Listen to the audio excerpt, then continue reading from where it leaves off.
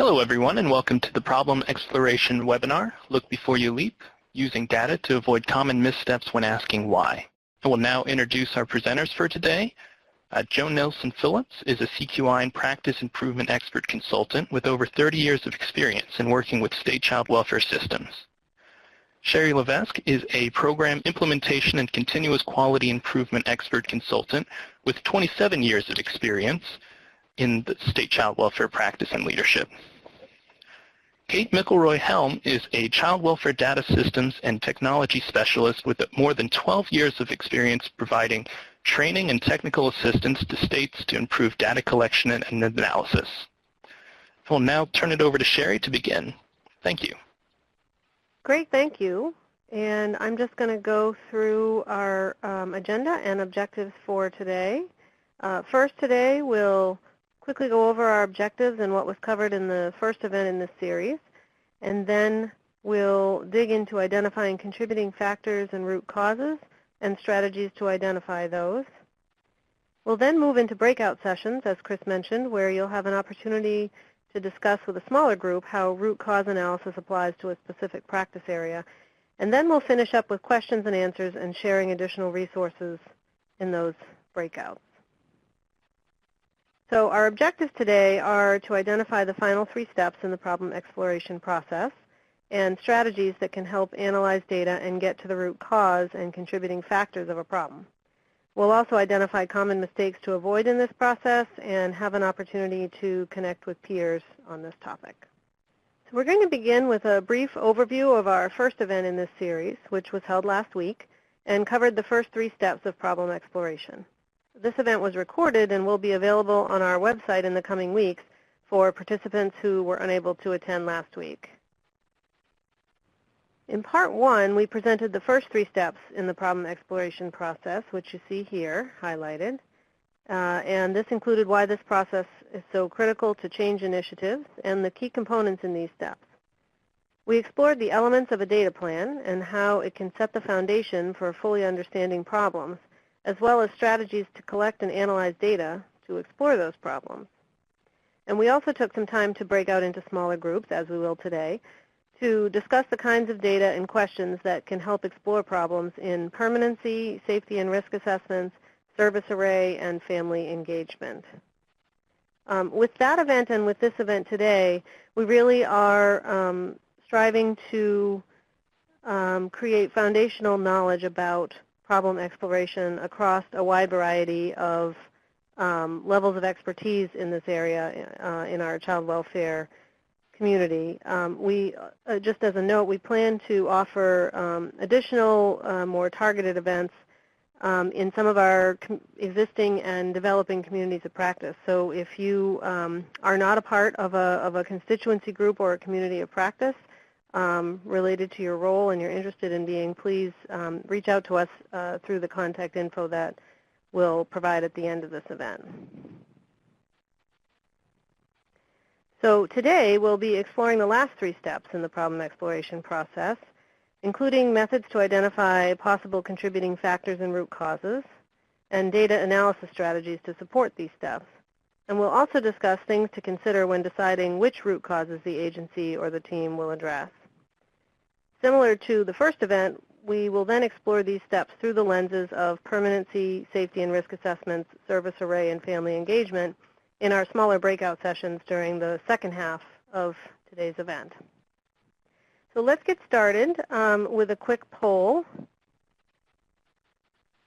We'd like to take a few minutes to hear about your experiences with root cause analysis through a couple of questions. In the first question here, we're curious if your agencies have used a structured process like this before to explore a problem.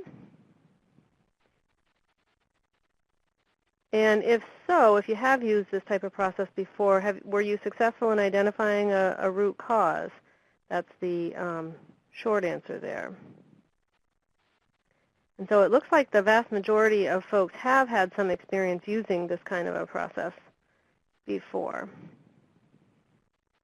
And lots of folks feel like they were successful in getting to a root cause. Some folks have sort of mixed answers. In some areas, yes. In other areas, no. A particular model for doing this kind of work, the APHSA model, somewhat successful. Too many causes, too complex. Yes, I think that is a very good descriptor of this process in child welfare, without a doubt. And so that's great information, and I think that's good to know that a lot of folks on the call already have some foundational sort of information about this topic, and also the mention of another framework is a good cue to mention that the framework that the center is presenting to do problem exploration is not a brand new framework by any stretch. It's really drawn from the research and literature that exists in many other areas, and is very aligned with a number of other models that exist. Our effort was really to try to make it very concrete and to operationalize it so that people could apply it in their own jurisdictions. So another poll here to find out a little bit more. Since lots of you have had experience doing this kind of a process, we're curious what kinds of challenges you encountered in doing so. And then also, if you haven't used this process before, what kinds of barriers might you anticipate to doing it?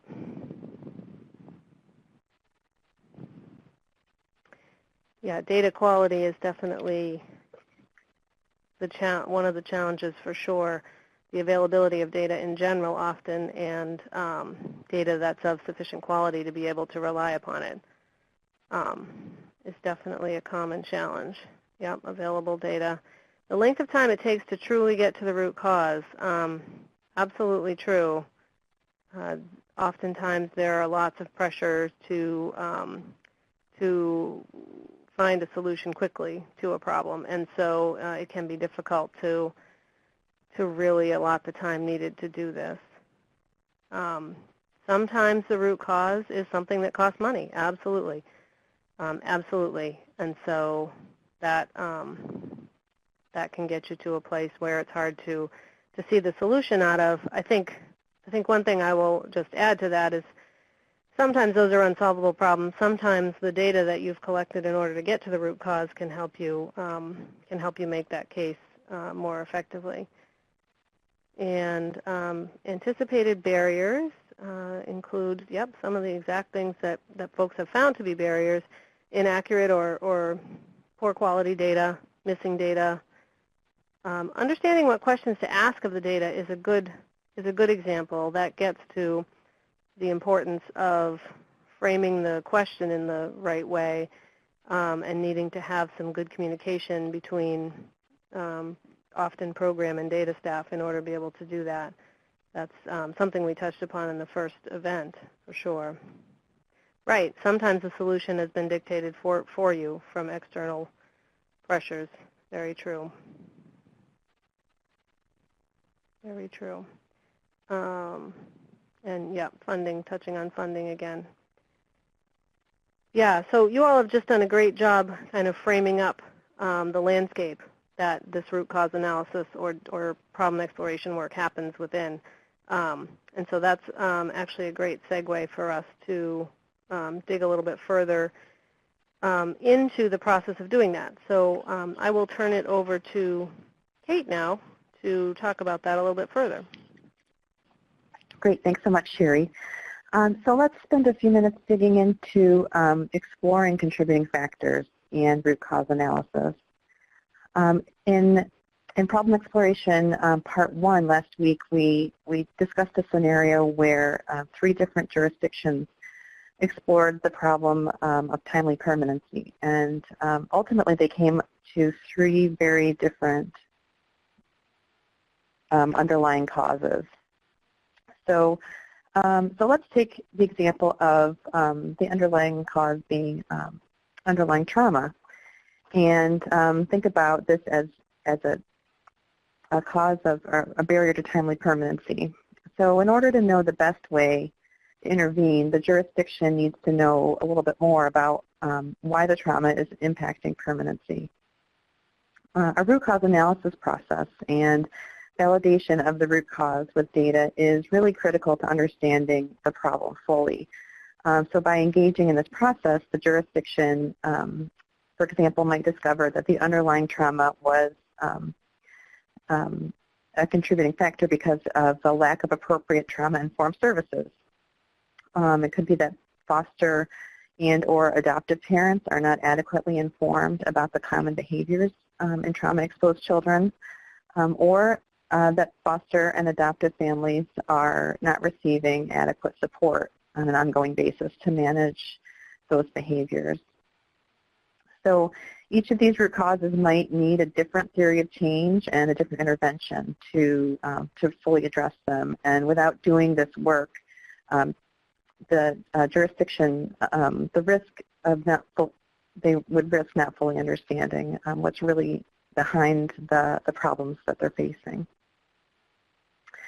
So root cause analysis is a data-driven approach to determine why a problem occurs and to identify opportunities to prevent or to reduce it.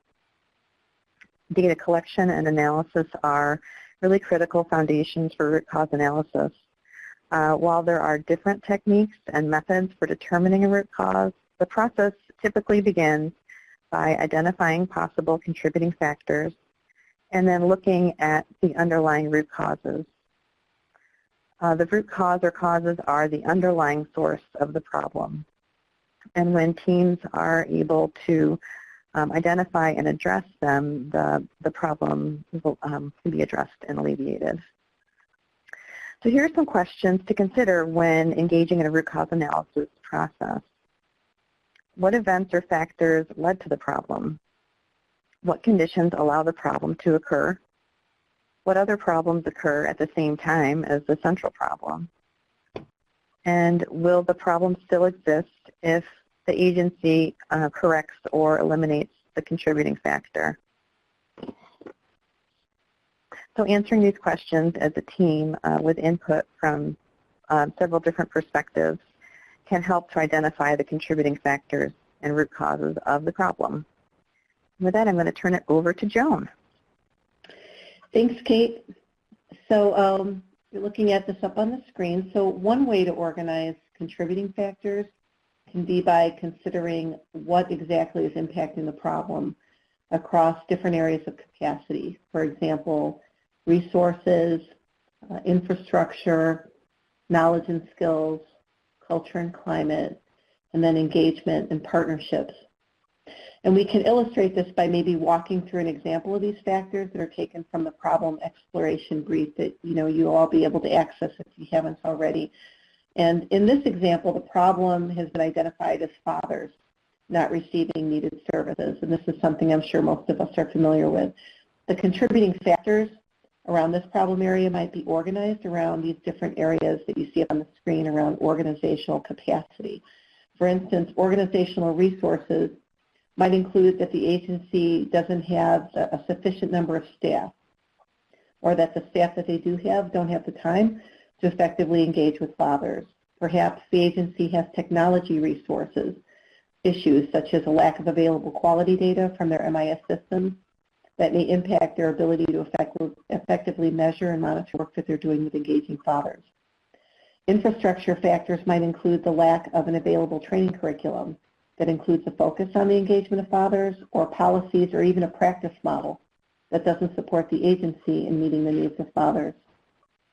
A contributing factor around knowledge and skills might include a lack of specific skills by caseworkers to effectively work with dads, or maybe even supervisors not having the skills to effectively coach or mentor their staff in this area of work.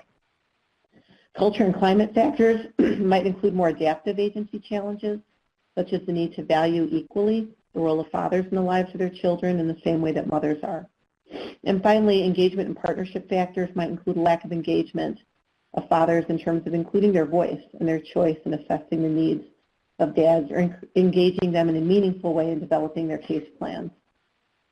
So now we can turn our attention to the use of a fishbone diagram. And some of you may be familiar with this, but it's one method not the only one, but one method to help a team think through the contributing factors to a problem. It kind of combines brainstorming with what we call kind of causal mapping. It's really just a way to visually display the ideas that you generate. Brainstorming not only about potential contributing factors or causes of a problem, but also those potential relationships between the different groupings when you kind of put it in a visual way. As a first step to creating a fishbone diagram, teams may try brainstorming and then listing out the possible factors and causes that come to mind. For example, what is the team learning through their data analysis? What is the data actually telling them? This helps the team consider the many possible causes and factors that are influencing the problem that they're facing. So using our previous example with fathers, the team might brainstorm some of the things that we've talked about a little bit earlier. The agency may have determined that they have no caseworker training, literally, related to the engagement and meeting the needs of fathers. It's just not there. Father engagement and case planning and assessment is not occurring. It's not visible in the data that they're looking at. The agency has an insufficient number of staff, perhaps working with dads, or the current staff that they have are indicating that they don't have the time to actively locate, engage, specifically maybe non-custodial fathers, in order to assess their needs. And also the caseworkers may lack the skills in doing the actual assessment work with non-custodial fathers. And finally, the agency, through brainstorming, the team that's been pulled together may decide that the agency culture in general is mother-centric. It lacks any meaningful focus on the actual needs or engagement of fathers. After the initial brainstorming, the team then begins to build out the fishbone that you're looking at here. The problem itself is written into the circle, or the head of the fish off to the right, and the team then writes the possible contributing factors or root causes along the bone. You don't have to use these groupings that you see here. This is really mainly for the purpose of walking through an example, so it may not be infrastructure or knowledge and skills. You may group them in a different way, depending on what the team brainstorms and how they seem to coalesce. The fishbone diagram can serve as a visual jumping off point for identifying possible root causes based on the factors that the group identifies. Some groups use the fishbone diagram together with the 5 whys technique that we're going to discuss in just a minute, where you're asking that why question on the selected bones to continue to get at those additional contributing factors. Other teams may facilitate activities to gain consensus around the root causes that are based on the initial ideas that are generated through the brainstorming session. But after the diagramming has been completed, teams should always return back to looking at the data that they have and that they've collected in order to verify the contributing factors they identified and then hone in on those root causes, always digging deeper. So now we're going to raise another polling question. And what we wanted to ask is whether or not what your experience has been. If we really focus in on the contributing factor in the previous example around non-custodial fathers not receiving the services that meet their needs, what has been your experience in this area? And what might be some of those potential contributing factors in working with non-custodial fathers? And if you could just go ahead and type in your responses, that would be great. And Joan, while people are typing their thoughts in to the poll, some potential contributing factors that occur to me around this are potentially a lack of knowledge or skills about how to work with the custodial mothers regarding the need to engage particularly non-custodial fathers. Sometimes that's a difficult conversation that people might shy away from. Absolutely. Okay, so we're starting to see some of the responses come in here. Court biases in working with fathers. I mean, that's something I think we've all encountered. When we talk about agency culture and climate, it's okay not to shy away from the fact that sometimes it's not so much organizations, but there might be pockets within your organization where staff are just literally more comfortable working with mothers than with fathers, or there are some of those biases. Mm-hmm. Couple comments about fathers. Go ahead, Sherry. I was going to say there's a couple comments about conflicting values leading to conflicting instructions for staff. So either within the agency or potentially some values related to the court interactions.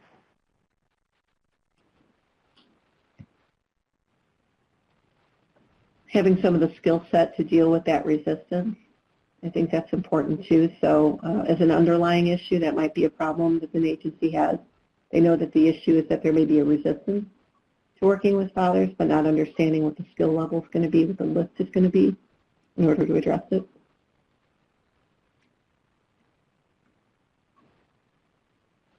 A lot of comments about the more technical challenges of actually being able to locate fathers and time constraints also in particular in regards to being able to do that. Right. Okay. So obviously this is as familiar to all of us really in the work that we do in child welfare. Okay, well thanks so much for participating in this poll. I'm going to turn it over to Sherry, who's going to start to walk us through the 5 whys method. Great, thanks, Joan. And so, as you said, another popular and simple technique for identifying a root cause, and as I say simple, the technique is simple, sometimes the process isn't always, but is the 5 whys method. This method has teams repeatedly ask why, obviously, to drill down into a problem and its contributing factors. So with each response, the team, again, asks why regarding that response. So as you can see in this example, starting with the problem of why are fathers not receiving services, the team drills down through 4 contributing factors to a root cause of an agency culture that does not value the engagement of fathers equally to mothers. So as you mentioned, the fishbone exercise can be used in conjunction with this method. If the fishbone has occurred first, the brainstorming in that exercise can ensure a broad range of potential factors are considered by the team in answering each level of the whys, or you can use the 5 whys method for each of the bones on the fish. Typically, teams will repeat the why question 5 times, but that number is only a guideline. It may take more or less than 5 whys to get at root causes. And at some point, particularly for complex problems, there may be more than one why reason. So you may go off in 2 branches. Teams should keep asking why until there seems to be no new information or no new potential areas that the agency can address. And after completing the 5 whys, a why tree can help teams illustrate the logical connections between multiple factors and root causes, or even identify other ones that could impact the problem. So this is an example of a why tree here on the screen. You can see the teams put the problem at the top of the tree and enter each of the first level of contributing factors from the 5 whys in the first level of the tree. And then at each level of the why tree, the team should try to confirm that response with data or evidence, rather than making assumptions. So as they get to the bottom of the tree, the root causes should emerge. So for example, in our scenario about the problem of fathers not receiving needed services, one of the first whys was a lack of service availability, which was confirmed by a state survey of service providers. When the team asked why that was the case, they learned that fathers are not engaged in program planning efforts that could lead to development of services to meet their needs, and so on, proceeding down the why tree. It's important to assess whether evidence supports the possible root causes, as I mentioned. If the team relies purely on speculation or opinions, it runs the risk of selecting and attempting to fix the wrong thing. So while teams might not have data for every link in the chain, we saw a lot of responses to the poll earlier about data quality or availability of data challenges. While a team might not have data for each of the links leading to a root cause, ideally they should strive to provide evidence for as many links as possible. This data can then serve to support and validate potential root causes or to rule them out in some cases. Additional sources of data that can be used to validate the root cause can include, and you see here on the screen, data from partner organizations or stakeholders such as courts, tribes, private providers, health and education providers, or other community partners. Can also include data from surveys or focus groups that are conducted particularly among a sample of the audience affected by the problem or key stakeholders to help confirm or refute theories about possible causes, or from opportunities to partner with agency data specialists or a local university on more rigorous research analysis in selected areas. And these types of sources can help ensure that the root cause or causes are validated before moving forward. So you might recognize these strategies from the collect and analyze data step from part 1 of this event series. But these same strategies can also be used for data analysis to validate the root causes. We're going to dig a little bit deeper into these today, but note that these methods are important to both steps in the problem exploration process. Let's take a few minutes to look at how each of these strategies can help to validate root causes. Examining the characteristics of the groups most impacted by a problem will help a team see areas where they want to dig more deeply, either perform more analysis or add different data sources to fully understand the problem. The goal is to get as specific as possible about the population that's being affected by the problem. So in our example, we've identified that non-custodial fathers are the most likely not to receive needed services, and this seems correlated with a lack of visits with these fathers. We're able to further drill down and determine that this impact is most pronounced in certain circumstances, specifically with non-custodial fathers of children under the age of 3, in urban areas, or with substance abuse issues. And we then need to go on to ask why these things are the case. Why is this particular population not being, or populations not being visited and receiving needed services? Asking why here could lead to questions about agency processes or agency culture, or both. Oftentimes, improvement plans only focus on one of these aspects or the other, a process or a culture issue, which can result in changes being implemented that don't really impact the problem that they're trying to solve. One note about analyzing this data, it's particularly important to consider comparison groups during this process. So for example, if a team is trying to understand which non-custodial fathers are not visited, the team might be tempted to pull only cases with non-custodial fathers without visits and look at that data to see what's going on in those cases. It would be more informative, however, to look at all cases of non-custodial fathers, those with visits and those without visits, in order to be able to compare them and identify potential differences between them. Some problems might be simple to analyze quantitatively. However, for many areas of child welfare practice, the available quantitative data can only tell part of the story, and teams may need additional data collection, such as case reviews or surveys, particularly to understand the why part of the problem exploration. And so it's worth restating here that the importance of stakeholder engagement in this part of data exploration. Stakeholders, especially families who have received services, frontline staff, and service providers, have different perspectives from program leaders quite often, and may be able to identify different possible explanations to answer the why question. So I'm going to turn it over to Kate here to look at some data examples.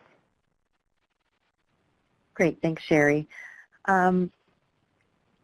So visual displays like bar graphs, pie charts, and maps, and lots of other examples can really help a team bring data to life by illustrating what is discovered during that analysis. Using data visuals can help a team understand the characteristics and see variations in the data more easily than if you're just looking at numbers, for example. This can be especially effective for looking at demographic and service characteristics, and also looking at trends over time. So let's take a look at the data in this chart on this slide that shows, this is just an example of some data around how this fictional agency is doing with monthly visits with custodial and non-custodial fathers during a 6-month period. So you can see from the bar graph that on the left we have the non-custodial fathers, which it's successful about 30% of the time over the past 6 months, and then with custodial fathers at about 70%.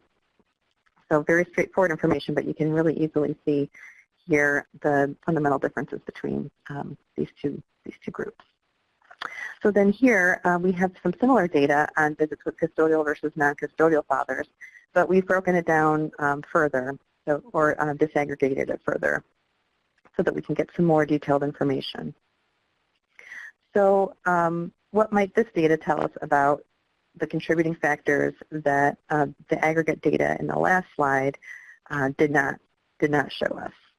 So as you'll see on this bar graph, we have in-home services, foster care for both non-custodial and custodial fathers.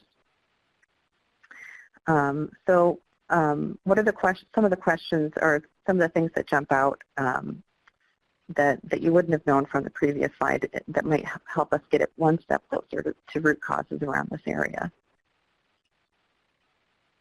We also have it disaggregated by what we're calling areas 1 through 4, which would be geographic regions in this fictional agency.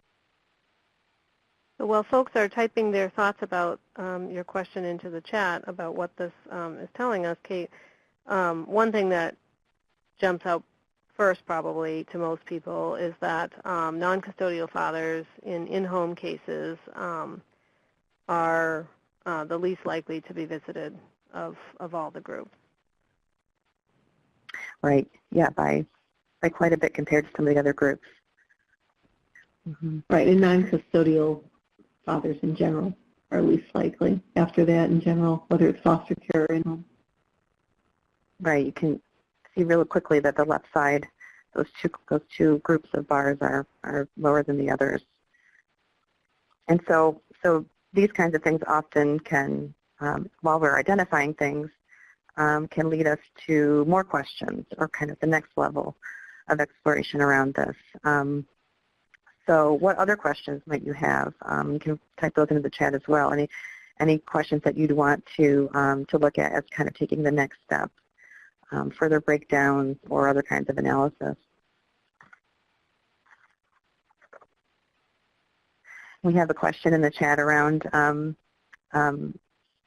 whether there are policies that relate to non-custodial versus custodial fathers, if there's more of an emphasis on custodial fathers or those that are more actively perhaps involved in the case planning process, if there's a distinction there.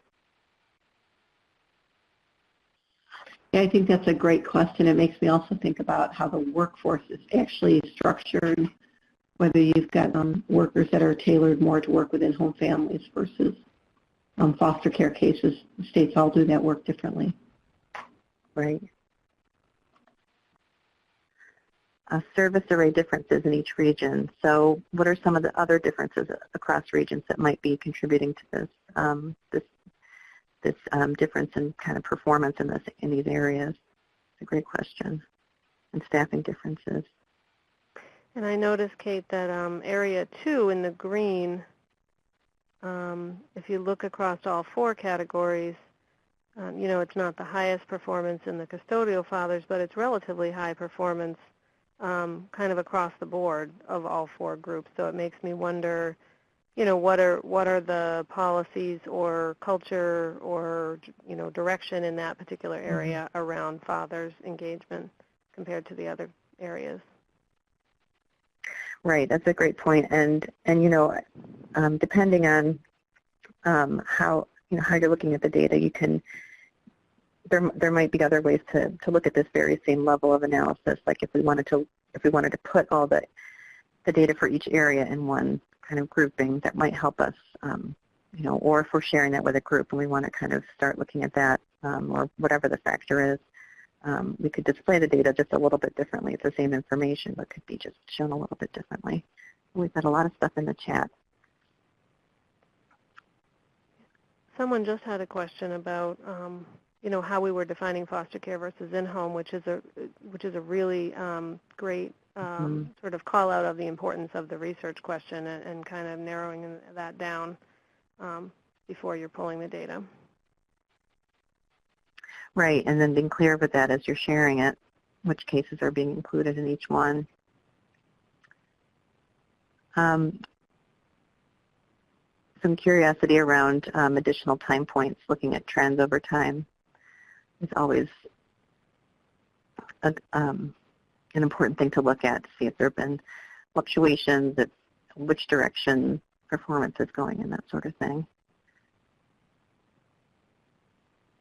Some kind of the next level information around why the visits aren't happening based on the father's willingness to participate, or there might be some other things that are affecting that. That's a great next question. Yeah, and a couple questions that kind of get at the capacity or the resources and supports being used to engage custodial fathers, and the why around why those are not applied similarly to non-custodial fathers. Mm-hmm. Great. And then, of course, data quality is always a great question. Sometimes we hear that there are visits happening that just, for whatever reason, aren't documented in the system. Or there could be other factors where by the time it gets to this type of analysis, there might have been some issues leading up to it that might affect the data quality. What's the relative volume of cases represented in these percentages? That's a really great question, too. What are we talking about just a few cases or hundreds and thousands that can make a big difference in what the numbers look like and provide some really important context, especially as we're thinking about approaches. Okay, great. You can keep typing those in, and we'll share those with each other as we continue on here. Okay, so let's take a look at this visual display, data display on permanency. So this is a little bit more complex, and it has a lot of information. What can you read from this type of display that could help to inform or validate a root cause and permanency? So just to give an overview, we have at the top there's some information on what's included in this, children and youth, their ages, and the fact that they were in out-of-home care on a particular date, in this case 9/30/2016. This is just an example, but you can assume that this is an example state and the data source. So on the left top, we have how old were those children in care. So we have it broken down by age groupings. Where were they living on this particular date? And you'll see that the bar charts are stacked based on the age of the child, so those colors correspond across. And then what are the children's documented primary case plan goals? Again, broken down by ages. And at the bottom we have how long the children and youth have been in care during this removal episode. And the size of the circle is aligned with the number for each length of time. So again, it's a lot of information. You can take a moment to think about what this is telling us, and you can again feel free to type into the chat anything that really stands out to you as far as the data, things that you'd want to think about more, and maybe some next questions that you'd have based on what's displayed here. Yeah, I think while people are chiming in, what strikes me is that first of all, we're talking about a completely different problem area, and we're really looking at a different level of complexity of kind of reporting the data out. That's one thing, but it's also designed in a way to be simple. At first glance, it's complex, but there's a simplicity to it in terms of the color coding, the size of the circles, and things like that. So that's kind of what strikes me.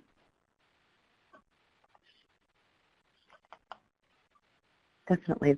We're as you mentioned, we started again at a pretty high level. We're talking about permanency, which is a very complex topic and lots of avenues we'd want to go down to explore.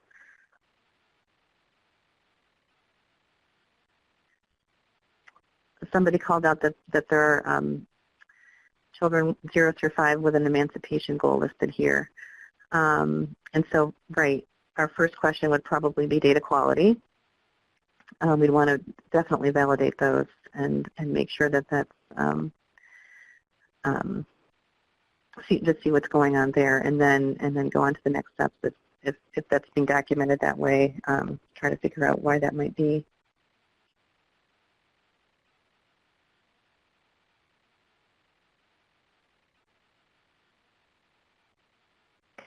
Kate, one of the first things, again, that jumps out at me is you would, along the bottom row there of the circles, you would expect to see pretty much a decreasing size of the circle as you go along through the longer time periods that kids have been in care.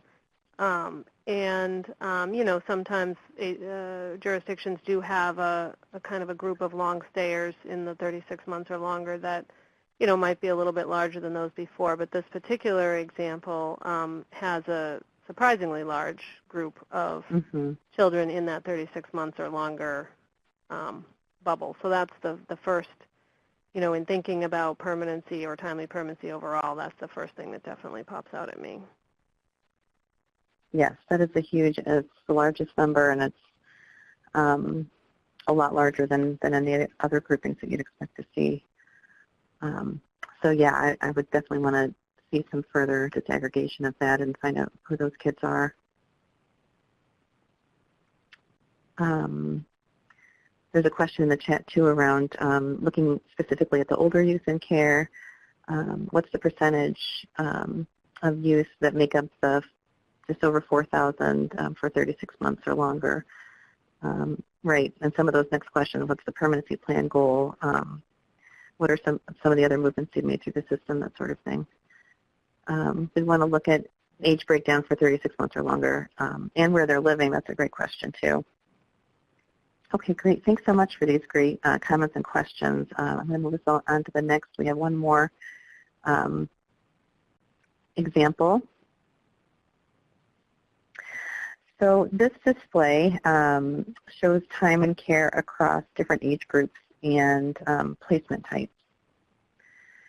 So again, we're talking about children and youth and out-of-home care on a particular day. So across the top row, you'll see the age groupings. So it's divided into 3 different columns. And then within that, we have the placement types. And then along the column on the left, we have the lengths of time that the child has been in care as of that particular date. And so for this particular display, it also uses colors to, as the length of time in care becomes longer. It changes from green to yellow to red. And again, the boxes correspond with they're larger for larger numbers of children. So what are some things from this that jump out at you that can help get to those next questions and identify root causes in issues related to timely permanency? So, Kate, for me, I look. Go ahead. You're probably going to say the same thing as me. A lot of the kids that are in that 36 months or longer group that we were just looking at that large circle for on the previous page, a lot of them are in non-relative foster homes. Is one of the first things that I see when I just quickly look at the size of the boxes. Right. And also, I was going to say, too, that there's a large group in that 6 to 12 age range. It looks like more than in the teenagers, which you kind of expect.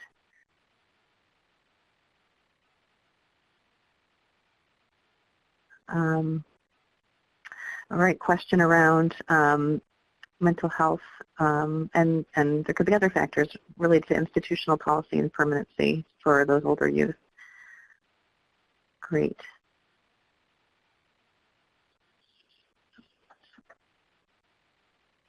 All right. Well, you can continue to type those in the chat. I'm sure other folks will continue to follow along with those. And I will move us on. Okay, thanks, Kate. This is Joan again. So moving forward, after the team has identified the possible root causes by looking at all this fabulous data that hopefully they had access to, the team's going to want to think about the feasibility, the reality of actually addressing each of them, and then taking into consideration such things as what you see on the screen here. So the stakeholders' perspectives on the root cause and their ability, the agency's ability to actually address it. Factors that may serve either as barriers or facilitators for addressing the root cause. External factors, this could include organizational culture, infrastructure issues, the agency's available resources, internal factors, things like that. What are the available timeframes or constraints to addressing root causes? For example, is the agency under a court or consent decree? Or what are the federal or state process requirements? Organizational support that's in place to address the root cause. This includes leadership support and buy-in. Specifically, is that support that's going to be needed going to be there at the time that it's needed? And any risks to addressing a particular root cause. For example, is it going to require a diversion of existing resources and attention pulled away from other priorities? Is it going to potentially cause a cascading effect on other practices or create workforce strain, things of that nature? So the team that's been pulled together is going to need to come back around and consider these factors again and in more in depth a little bit later in the process when they move into creating a theory of change and actually planning for their intervention that's going to address the root causes. Once the team has identified and validated possible root causes and explored feasibility, it's going to be time for the team to select one or possibly more than one, a few of the root causes to address as part of the agency's change initiative. So the final selection should reflect and actually be documented along the following lines, to at least include the following.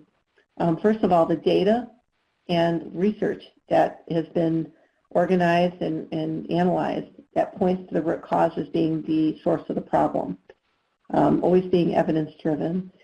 Secondly, the likelihood of being able to address the root cause based on the feasibility considerations that we just kind of laid out there. And finally, that there's consensus among the team members, that everybody's in agreement in terms of the feasibility of the agency being able to successfully address the root cause that's been selected. Again, keeping in mind there might be more than one, and there's going to have to be decisions that need to be made. So now we're going to lead into some common missteps in root cause analysis or deeper problem exploration, and I'm going to ask Sherry to join in on this as well. But we just want to make sure that we put a few of these up here. I'm sure you guys have experiences with this as well. So let's just consider some of the more common mistakes or pitfalls that can occur when conducting this level of analysis.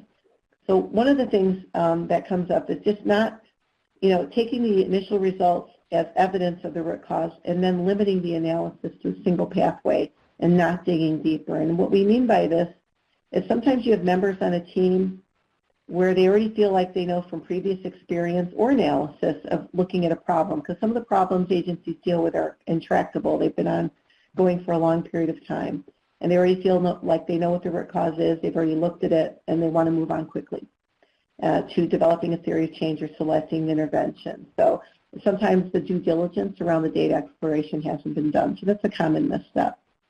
Another one is not ensuring that all stakeholders on the team have a common understanding of the problem and its contributing factors and root cause. And this can come from not taking the time early on in the problem exploration process, really along the lines of what we talked on last week's call, the first 3 steps, where you really, really dig into the data. And so not taking the time to really make sure that everybody on the team has an equal understanding of the data that's being used to examine the problem, that everybody's up to speed. Also using a limited population of stakeholders, again, on the team. An example would be if it's management heavy and offering answers to why the problem is occurring. And this is a really common misstep. It tends to give agencies a biased or maybe a monocular view of the problem, and that's why selecting the right team is so important, not only at the beginning of the process, but re-examining the team setup from along the way. Identifying or selecting interventions that address a contributing factor or a singular behavior and not looking at the entire set of contributing factors and root causes. And finally, focusing on solutions only around kind of the policies and processes, which would be more of a technical approach, when it might be really more of the agency's culture, climate, beliefs, and values, the trickier adaptive challenges that are the bigger part of the problem. So what are some of the other kind of common mistakes or missteps that you've experienced around root cause analysis in your own agencies? And if you could just type in some of your responses so we could share with the group before moving on, that'd be great.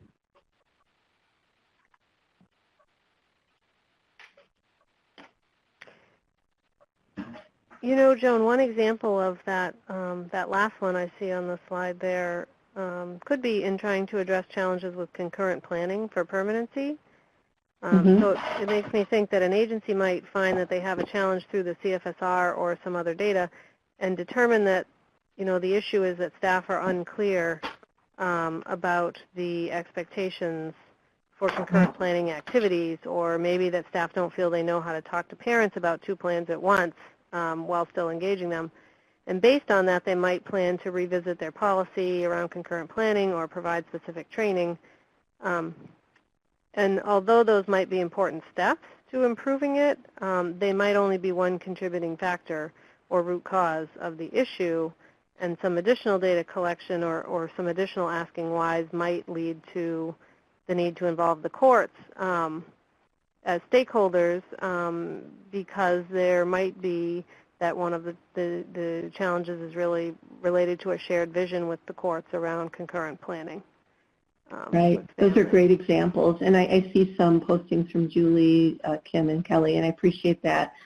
Just, again, some of the things we had up there, just jumping ahead and assuming things don't exist, solutions aren't already there, and not having done the due diligence, which is what we kind of talked about. So the last thing we want to talk about, because we're going to be setting up for our small group, breakout groups in a little bit, is just spending a minute on strategies then. So around these common missteps, how you can kind of avoid them or kind of walk around them or address them. So one of the things would be to maybe just really make a diligent effort to include stakeholders from different groups throughout the process rather than at singular points. So the teaming process is so important. I think we all know this.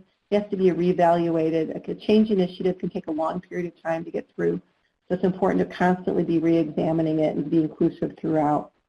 Also thinking critically about how data is presented to your stakeholders in a way that's meaningful and understandable. And what we mean by this is that it's certainly management may be used to looking at certain types of reports, or if you're a CQI director or your staff are used to looking at reports and you have a certain amount of comfortability with it. The people you bring to a change initiative, your stakeholders may not have, likely don't have that level of familiarity. So taking the time to educate and support them throughout the entire change process is critical. Also engaging your stakeholders and validating that root cause or causes. It's important at this step that we're talking about now because it also helps kind of lay the groundwork down the road. It creates buy-in towards your broader change effort. So bringing people to the table in a meaningful way helps lay the groundwork down the road that they're going to be part of your change effort. And then similarly ensuring that you've just got a variety of voices at the table. Parents, youth, courts, frontline workers, different levels, different program areas that have really contributed to the root cause analysis. There's not a lot of questions about whether the why has actually been fully examined. Those are some of the strategies that you can use. So with that, I'm going to, we're running close on time here, so I'm going to wrap it up.